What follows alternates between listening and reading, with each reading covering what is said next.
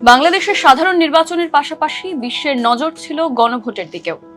সংবিধান সংশোধনের মাধ্যমে প্রশাসনিক সংস্কার কি চাইছেন মানুষ, তা নির্ধারণ করাই ছিল গণভোটের উদ্দেশ্য। গোলাপি ব্যালটে প্রায় 65.5% ভোট এসেছে হ্যাঁ অর্থাৎ সংস্কারের পক্ষেই।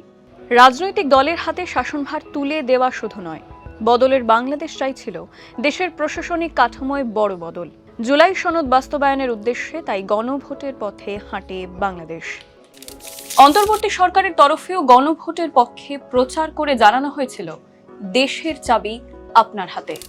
জুলাই সনদে 84 দফা প্রশাসনিক সংস্কারের ঘোষণা থাকলেও তার সবকটির সঙ্গে সহমত হয়নি প্রতিদ্বন্দ্বী দলগুলো। তাই কয়েকটি মূল বিষয়ে মানুষের মতামত জানতে চাওয়া হয়। যে বিষয়গুলি মাথায় রেখে বাংলাদেশে গণভোট, সেগুলো হলো সংসদের চলতি কাঠামো পাল্টে জাতীয় সংসদ নির্বাচনে দলগুলোর প্রাপ্ত ভোটের অনুপাতে 100 জন সদস্য বিশিষ্ট একটি উচ্চকক্ষ গঠন করা হবে। সংবিধান সংশোধনে এই উচ্চকক্ষের সংখ্যাগরিষ্ঠের অনুমোদন জরুরি। প্রধানমন্ত্রীত্বের মেয়াদ বাঁধা, রাষ্ট্রপতির ক্ষমতা বাড়ানো, বিচার বিভাগের স্বাধীনতা, সংসদের নারী প্রতিনিধির সংখ্যা বাড়ানো।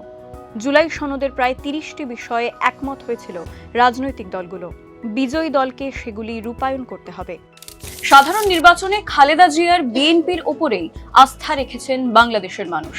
সেই সঙ্গে তারা স্পষ্টভাবেই চাইছেন প্রশাসনিক সংস্কার।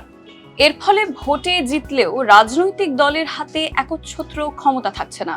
ফলে সংখ্যাগরিষ্ঠতার জেরে ক্ষমতার অপব্যবহারের যে প্রবণতা, তাতেও হয়তো হ্রাস টানা সম্ভব হবে। সাধারণ নির্বাচন ও প্রশাসনিক সংস্কারের মতামত জানার এই যৌথ মডেল উপমহাদেশের রাজনীতিতে নতুন দৃষ্টান্ত হয়েই থাকলো।